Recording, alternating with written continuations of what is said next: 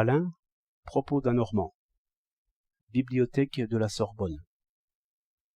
Comme un homme de lettres, avec qui j'étais, m'avait entraîné jusqu'à la bibliothèque de la Sorbonne, je pus voir, à travers les vitres de la porte, et sans danger pour moi, une belle collection de maniaques. Tous assis à de larges tables, tous lisant d'un œil, et suivant de l'autre leurs plumes qui courent sur le papier.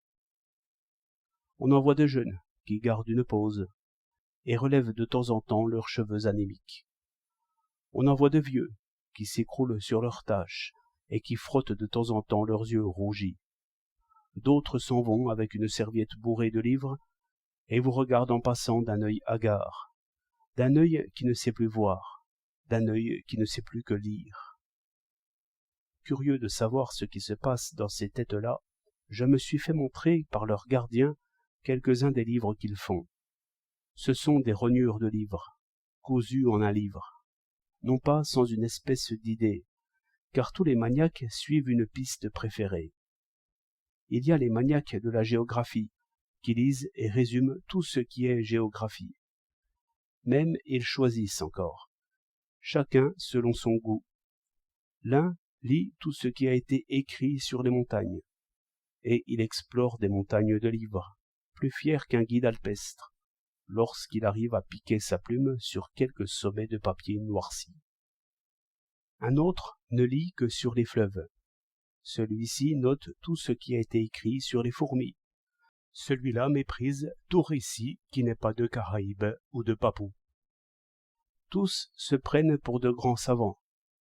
Si vous alliez leur dire qu'il y a de vraies montagnes, de vrais fleuves, de vraies fourmis et de vrais sauvages, un univers enfin à déchiffrer, ils se mettraient en colère, disant que la pensée humaine a pour objet de penser les livres, et de faire des livres sur les livres.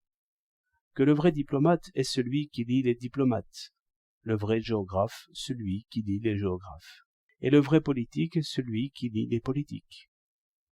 Tel naturaliste, si cette manie le prend, laisse son microscope et dévore à double lunette les observations des autres. Tel astronome braque son lorgnon de myope sur des catalogues d'étoiles. C'est là son ciel et son télescope. Et l'on m'a cité des chimistes qui font réagir des livres sur des livres, et qui analysent des doctrines au lieu d'analyser des corps. Babylas travaille un gros ouvrage sur la physionomie.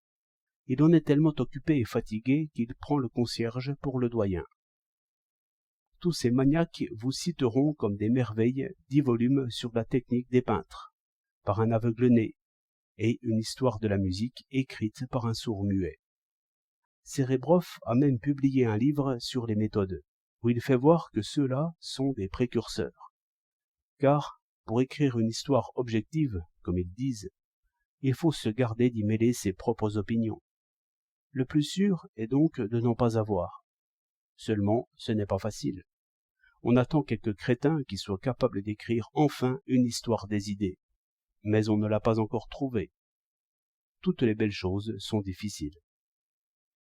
30 mars 1910.